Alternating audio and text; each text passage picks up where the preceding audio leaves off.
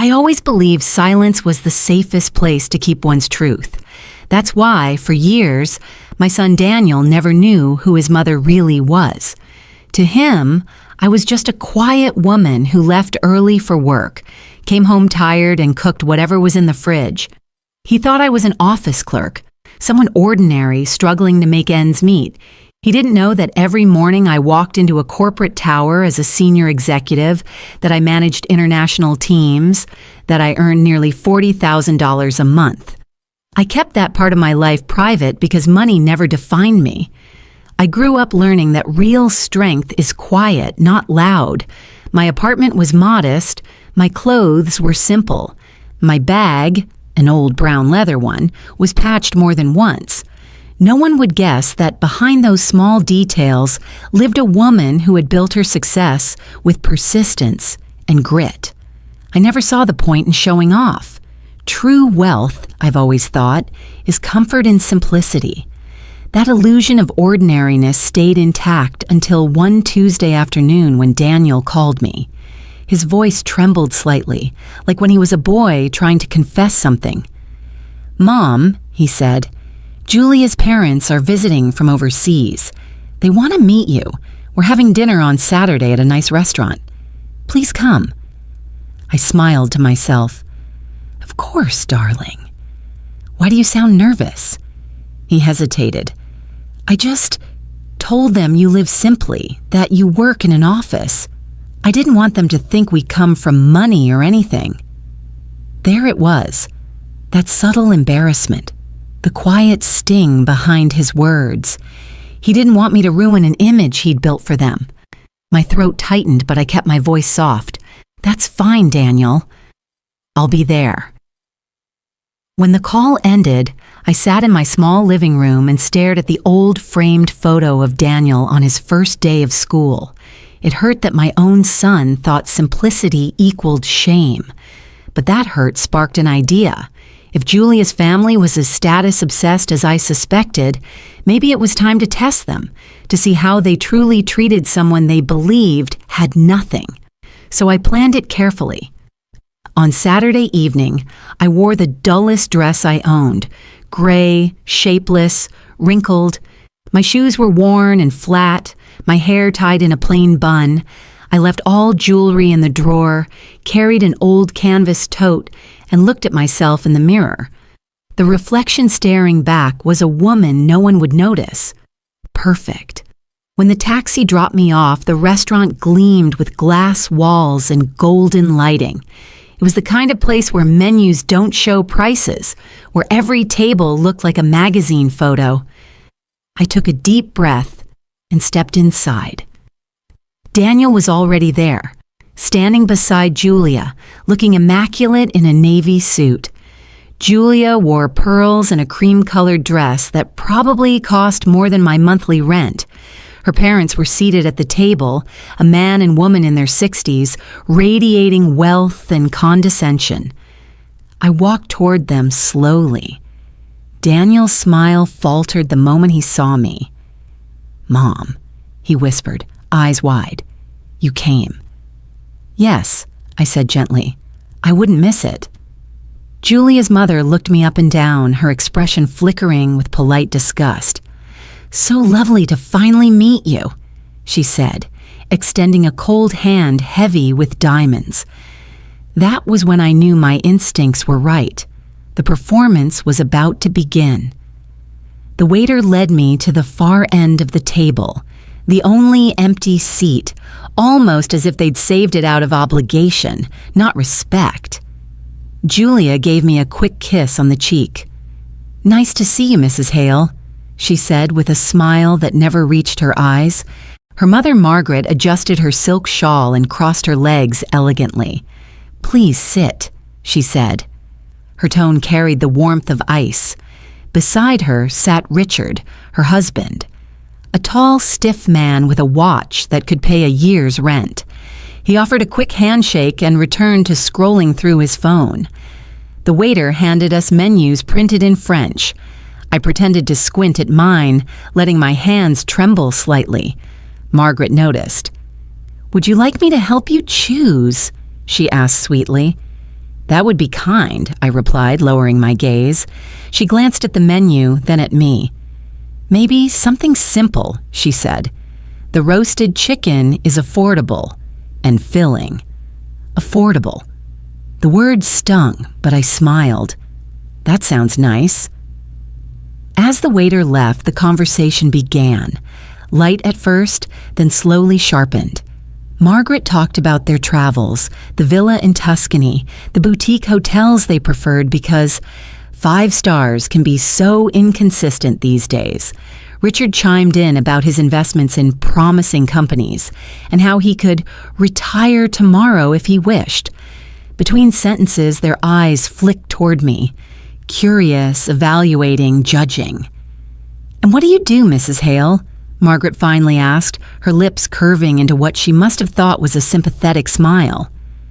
"I work in an office," I said softly, "mostly filing papers, organizing things." "Nothing impressive." She nodded as if confirming her assumptions. "That's nice," she said. "At least you're doing something productive." Daniel cleared his throat. "Mom's always been hardworking." Margaret turned her attention to him. "Of course. I can tell she raised you well, despite her humble background." Her words floated in the air, wrapped in venom disguised as kindness. Julia didn't meet my eyes. Richard took a slow sip of wine, pretending not to hear. The food arrived, artfully plated portions, small enough to vanish in 2 bites. Margaret delicately cut into her steak. "This costs $85, she mentioned casually, "but one can taste the difference when the ingredients are top tier." I nodded. "I'm sure it's lovely." She tilted her head. "You don't eat out much, do you?" "Not in places like this," I replied truthfully. Margaret's smile returned, that rehearsed, superior expression people wear when they believe they've won an invisible game. "Well, everyone has their own comfort level," she said. "Still, I admire your simplicity." "It must take courage to live without luxury." Richard chuckled. "It certainly builds character." The laughter between them was quiet, private, cruel. Daniel shifted uncomfortably. Then came the next blow. Margaret set down her fork and leaned forward, her tone now falsely concerned. "Tell me, Clara, do you manage financially?" "Living alone can be difficult, especially on a modest salary." "I manage fine," I said calmly. "I save where I can." "I have what I need." Margaret sighed theatrically. How inspiring. Not everyone could survive on so little. It must have been hard providing for Daniel, though. But you did your best, I'm sure. My fingers tightened on my napkin. For a brief second, I wanted to drop the act, to let her see who she was really mocking. But I didn't. I smiled instead. "Yes," I said softly. "Everyone gives what they can." She smirked, believing she'd put me in my place. "Exactly," she said. "We've always believed in giving our children the best." Julia went to private schools, studied abroad, traveled the world. We made sure she never lacked anything. When she married Daniel, we helped with the down payment on their home, $40,000. And of course, we covered their honeymoon. Paris, Rome, Santorini. You know how it is. I nodded slowly. "How generous of you." "Oh, it's nothing," she said, waving her jeweled hand. "When you have the means, it's easy to help." I sipped my water, letting the silence stretch. Because in that moment, I wasn't just a woman pretending to be poor. I was a woman studying predators, watching, listening, memorizing every word. The night was far from over, and Margaret had no idea that before it ended, everything she believed about me and about herself was going to shatter. Margaret dabbed the corner of her lips with a linen napkin, her tone now shifting from smugness to mock concern. "Clara," she began softly, "since we're all family now, I think we should talk about something important." I smiled politely. "Of course." "Go ahead." She folded her hands over her lap, the diamonds on her fingers catching the light. You see, Daniel and Julia are still establishing themselves. They have responsibilities, new expenses, a life to build. We want them to have peace, emotional and financial stability. I nodded, waiting for the real message to reveal itself. Margaret continued, her eyes sharp beneath her mask of compassion.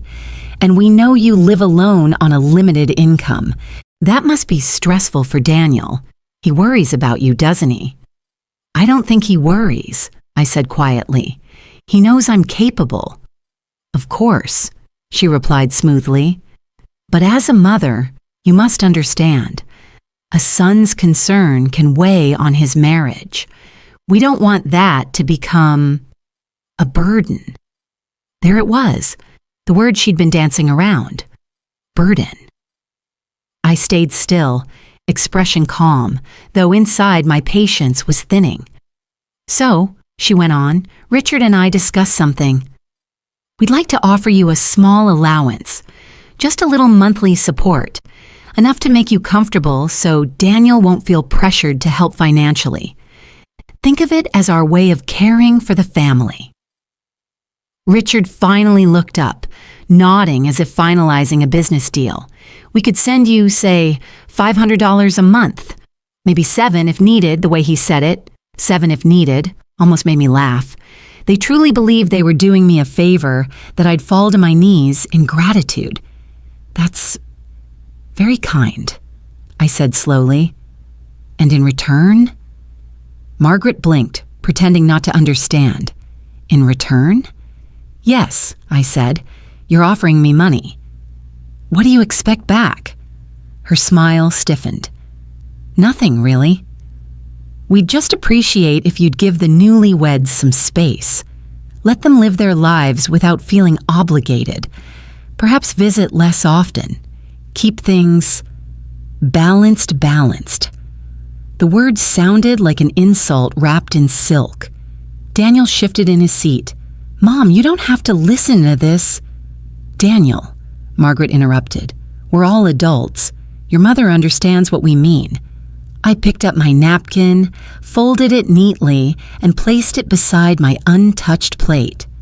So, if I understand correctly, you're offering me $700 a month in exchange for disappearing quietly from my son's life? Margaret froze. That's not what I said. Maybe not in words, I replied, meeting her gaze, but it's exactly what you meant. The air turned heavy. Even the waiter sensed the tension and drifted away silently. Richard cleared his throat.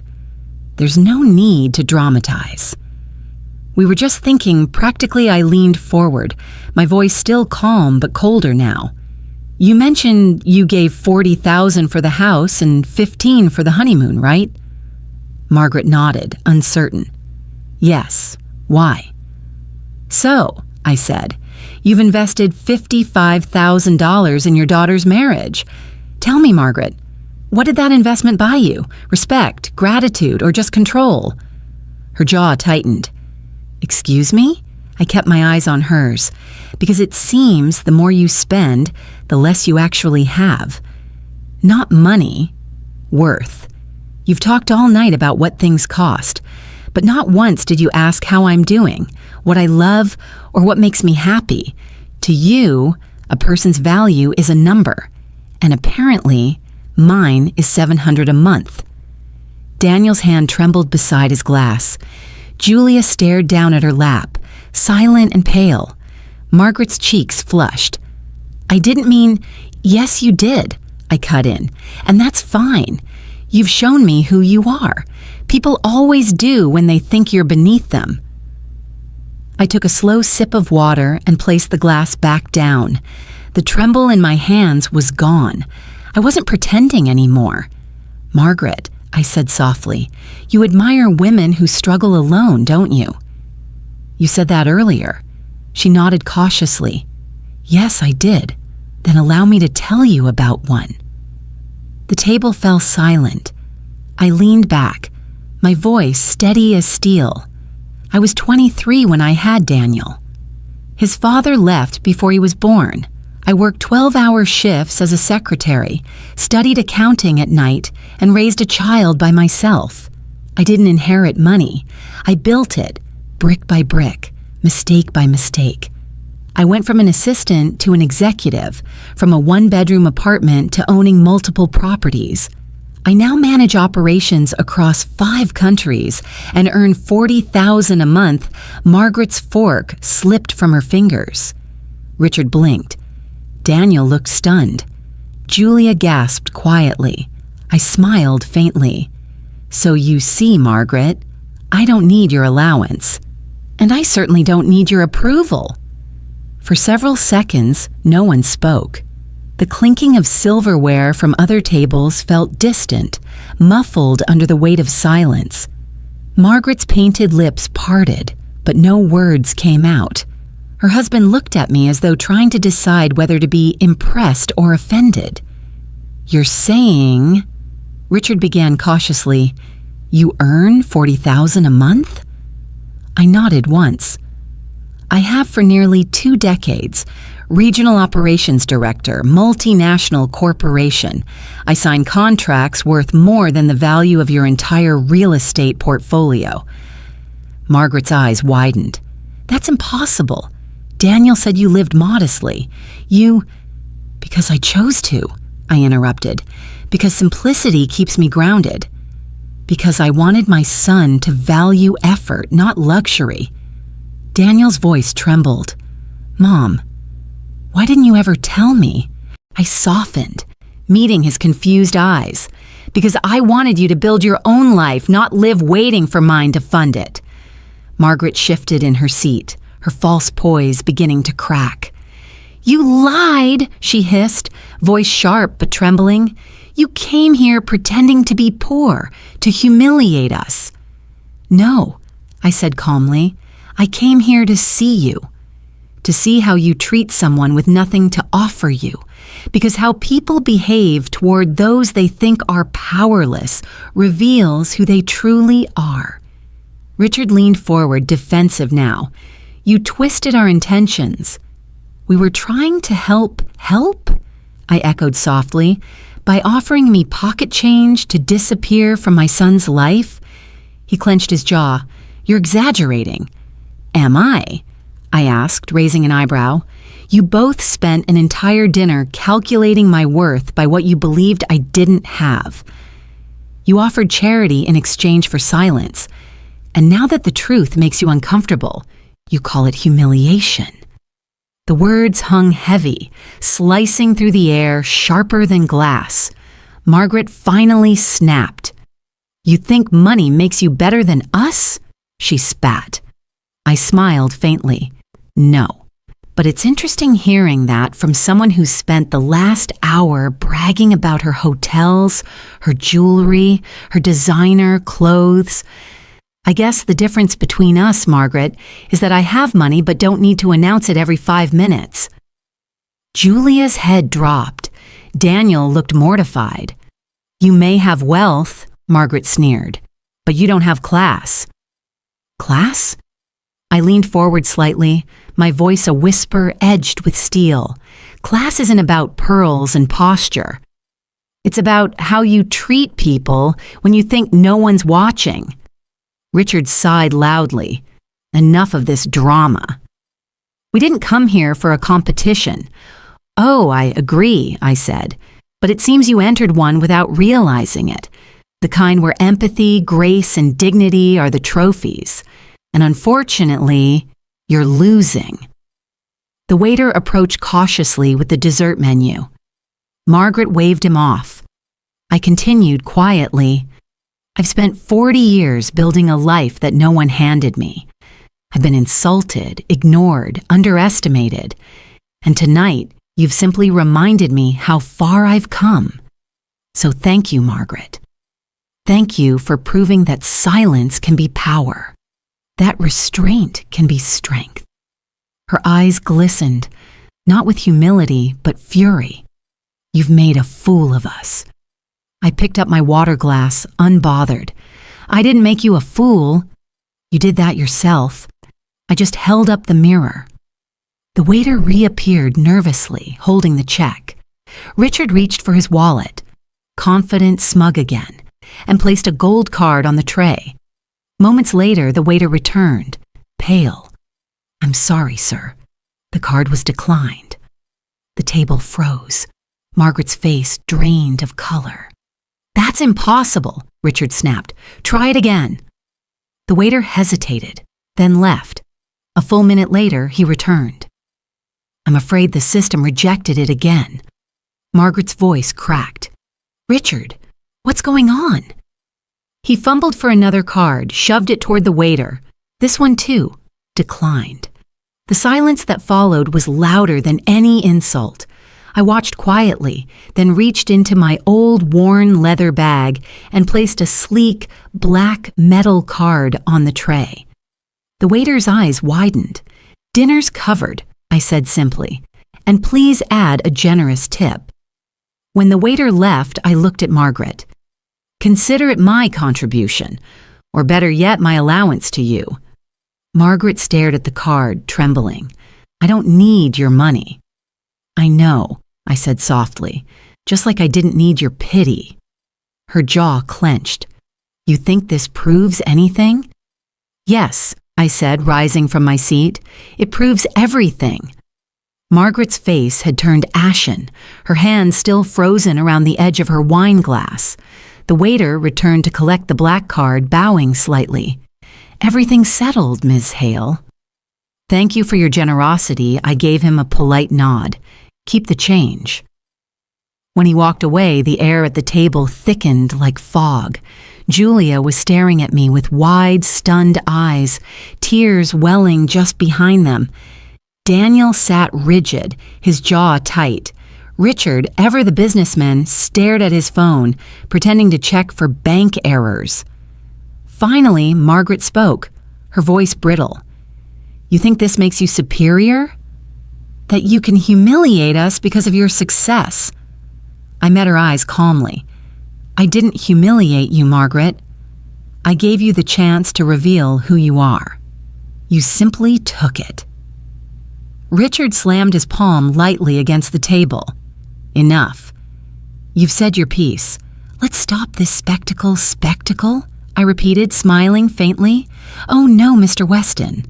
A spectacle is what your wife has been performing all evening. I'm just finally speaking truth." He glared.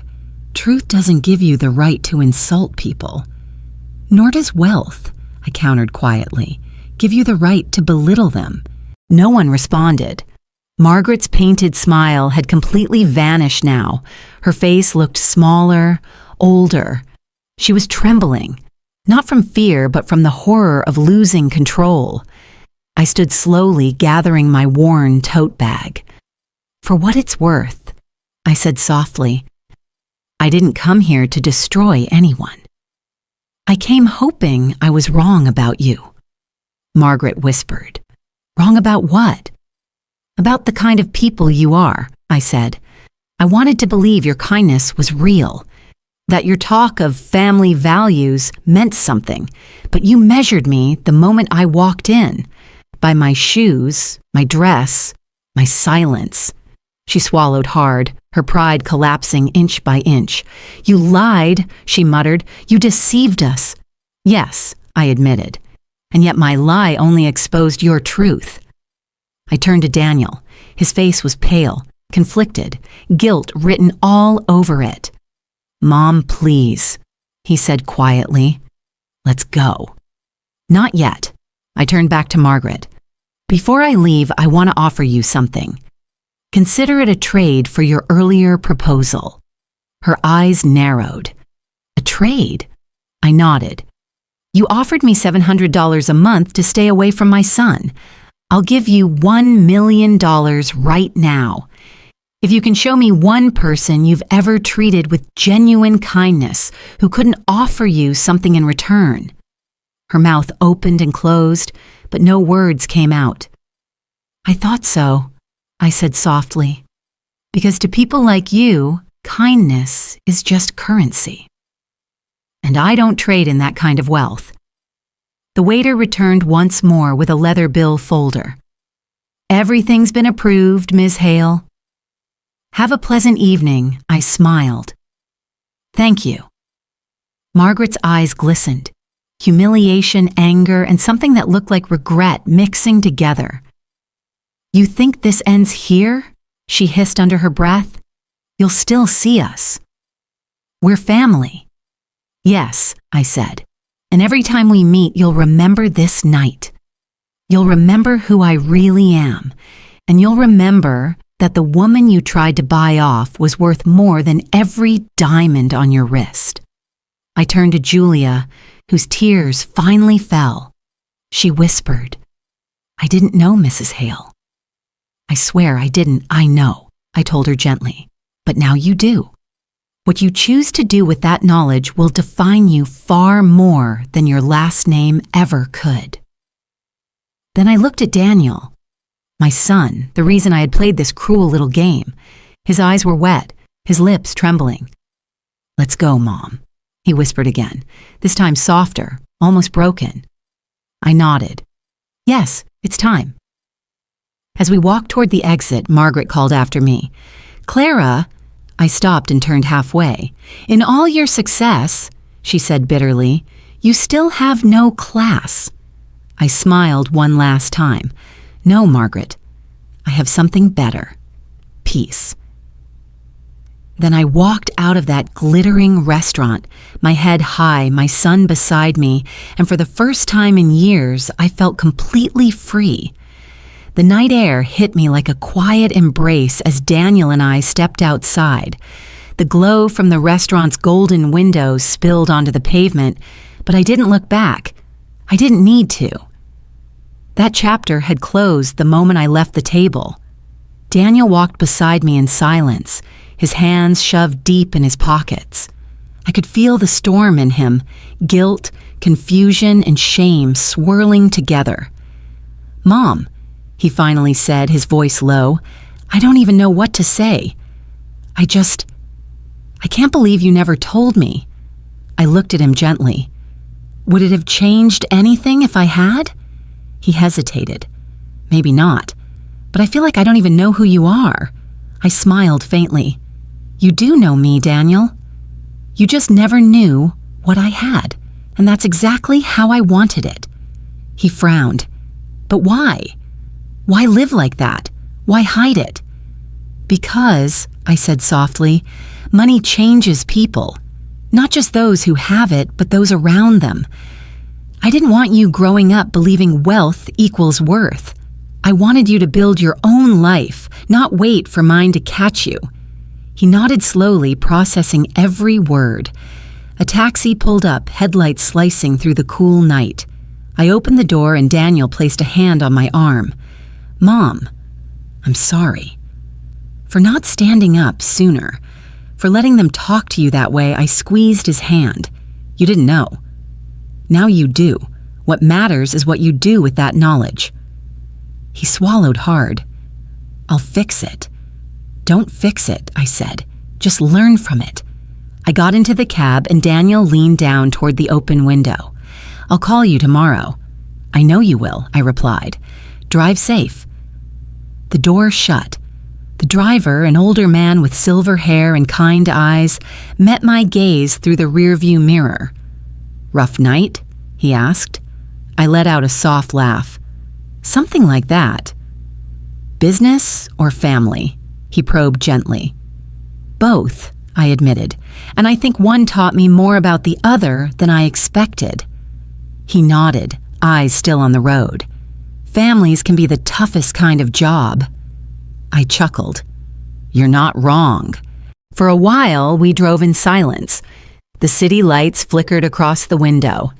Elegant restaurants, empty offices, neon signs.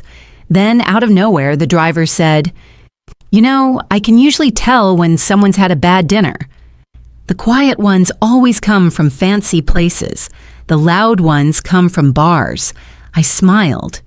So which one do I look like? The first kind, he said. You're too calm. That's the calm people get when they finally say something they've been holding in for a long time. I turned to look at him, surprised by his perception. You're very observant." He shrugged.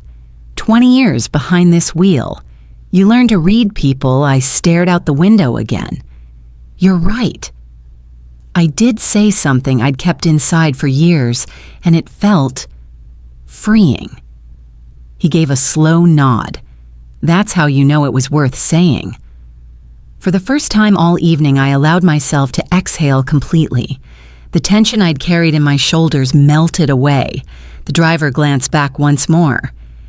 "If you don't mind me asking, are you rich?" His bluntness caught me off guard, but I smiled. "Depends on how you define it." "I mean money," he clarified. I paused, thinking. "Yes," I said finally, "I have enough." "But that's not what makes me rich." He grinned. "So what does?" "Peace," I said quietly, "and the ability to sleep at night knowing I didn't become like the people who tried to break me." He nodded approvingly. "That's the kind of wealth most people never earn." As the taxi rolled through the sleeping streets, I realized he was right. Tonight I hadn't just reclaimed my dignity, I had protected my peace, and for that I felt richer than ever. The taxi stopped in front of my apartment building, a modest, aging structure that looked small compared to the glittering skyline. I handed the driver a $100 bill. "Keep the change," I said. He blinked. "Ma'am, that's too much." "No," I replied, smiling softly. "It's exactly enough." "You reminded me tonight that honesty still exists, and that's worth more than money." He gave me a small nod. "Then I hope your night gets lighter from here." "It already has," I said, stepping out. The air was cool, still carrying traces of city perfume, gasoline, flowers, and rain. I climbed the stairs instead of using the elevator, as I always did. My keys jingled quietly when I opened the door. Inside, everything was just as I'd left it. Simple furniture, soft yellow lighting, and peace. I slipped off my shoes, changed into old pajamas, and made a cup of tea. The steam rose in slow swirls as I sat on the worn sofa. For the first time in years, silence didn't feel heavy. It felt earned. My phone buzzed. A message from Daniel. Daniel. "Mom, did you get home safe?" Me. "Yes, sweetheart, I'm home, don't worry." A pause. Then another message. Daniel. "I love you. Thank you for everything tonight." I smiled, typing back slowly. "I love you too. Always." I set the phone aside and sipped my tea. The bitterness was grounding, honest, like the truth itself. My mind replayed the night. Margaret's frozen smile, Richard's disbelief, Julia's tearful apology. I didn't feel triumphant. I just felt clean, free of pretending. For years, I'd hidden behind humility, not because I was ashamed of success, but because I wanted to protect it. Tonight reminded me that dignity doesn't come from hiding who you are. It comes from revealing it at the right time, for the right reason. I turned off the lights and walked to my bedroom. The window was slightly open, letting in the cool night air. Outside, the city pulsed with quiet life. I watched the streetlights shimmer against the pavement and thought of Daniel, my son, my reason. He had seen me differently tonight, not as the woman he thought needed help, but as the one who taught him what real strength looks like.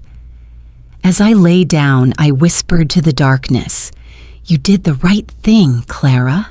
You finally told your story." My heart felt lighter. For the first time in a long while, I didn't fall asleep with unspoken words pressing against my chest. When morning came, the sunlight spilled gently across my curtains. Habit woke me early. Old routines never fade. I made coffee, strong and black, and sat by the window watching the world come alive. The phone rang again. Daniel's name flashed on the screen. "Good morning, Mom," he said, his voice tired but softer. "I wanted to tell you what happened after you left." I stayed quiet, listening.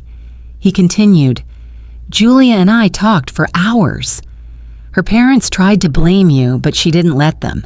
She said they were wrong, that you showed her what real class looks like. She cried, Mom.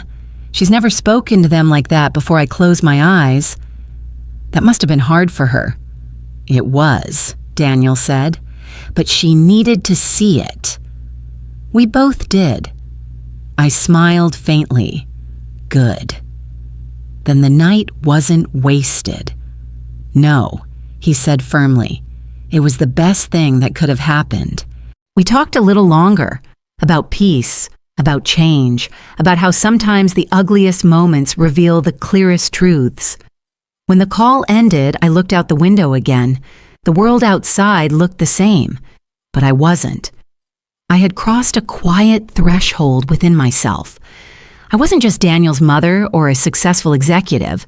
I was a woman who had survived, built, and finally spoken without fear. And in that still Sunday morning light, I knew. I didn't need luxury, applause, or anyone's validation. I had honesty, strength, and peace. And those at last were enough. 2 days passed before my doorbell rang. I wasn't expecting anyone, but when I opened the door, Julia stood there. No pearls, no polished hair, no expensive perfume, just a simple blue dress and eyes red from crying. Mrs. Hale, she whispered, her voice trembling. Julia, I said softly, come in. She hesitated at the doorway like she wasn't sure she deserved to, but I stepped aside and she entered. I offered her tea. She nodded quietly. We sat across from each other, two women finally stripped of pretense. I owe you an apology, she said after a long silence, for not speaking up sooner. For letting my parents treat you like that. I studied her face. She looked younger now, almost fragile without her practiced composure. Apology accepted, I said. You were caught between loyalty and truth. That's not easy for anyone. She wiped her eyes. I used to think success was about image, how people saw you, what you owned, the kind of table you sat at. My parents raised me to believe that, but that night... She paused, voice cracking. That night, you showed me what dignity really looks like. I reached out, placing my hand over hers. Julia, you don't have to carry their mistakes. What matters is what you do differently. She nodded, tears streaming again. Daniel told me everything about your life, what you've done, what you built on your own. I can't even imagine the strength that took. I smiled gently. Strength isn't always loud, dear. Sometimes it's quiet, like showing up day after day when no one sees your effort. She took a shaky breath. I don't want to be like them. I don't want our children to grow up thinking people are defined by money. Then don't, I said. Every generation gets a chance to rewrite its story. Maybe this is yours. Her gaze softened, filled with something like hope. Would you teach me? About how you built your life? About how you stayed humble? I chuckled. There's no manual, Julia. Just choices. You choose grace when pride tempts you. You choose silence when arrogance demands a reply. And you remember that the loudest wealth is peace of mind. She nodded slowly. Thank you. We sat there for another hour talking about life, family, forgiveness. It wasn't dramatic. No tears on the floor, no grand music swelling in the background. Just two women beginning again. When she finally stood to leave, she hugged me tightly. I understand now, she whispered, why Daniel loves you the way he does.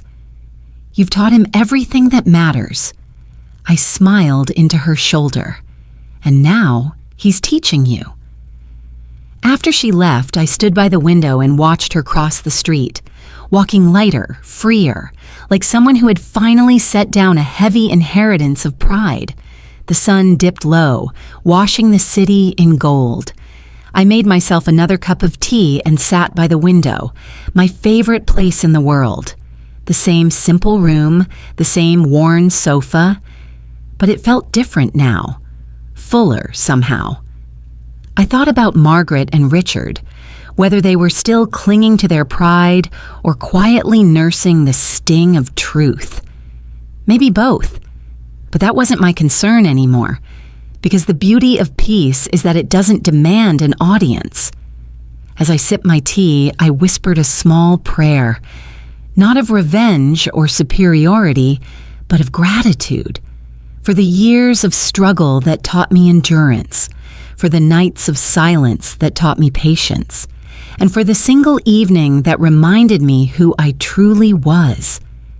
In the end, wealth fades, status shifts, names are forgotten, but character remains.